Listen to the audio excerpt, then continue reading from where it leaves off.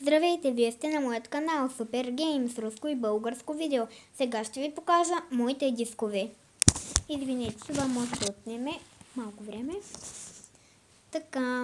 Така изглеждат дисковете. Сега ще ви ги покажа и ще им кажа имената.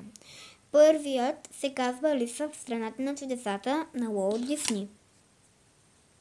Вторият се казва Малката русалка на Уолт Дисни от Disney DVD Video и от Disney Fast Play. Третият се казва Питър Пан на Уолт Дисни. Четвъртият се казва Лейди и кучето отново на Уолт Дисни. Петият се казва Need for Speed Underground 2.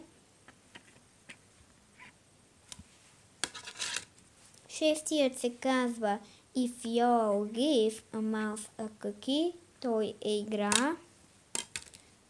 Седмият се казва Mud Blaster, той отново е игра.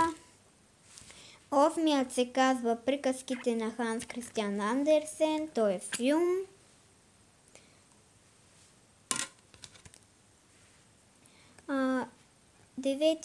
Десетият се казва Цветята на малката Ида, той отново е на Ханс Кристиан Андерсен.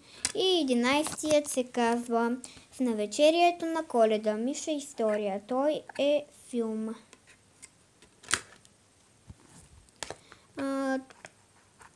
Извинете. Само това беше от мен.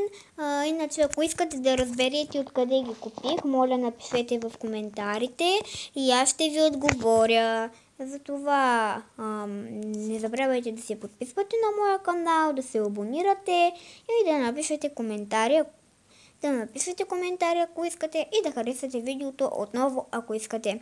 Довиждане от мен!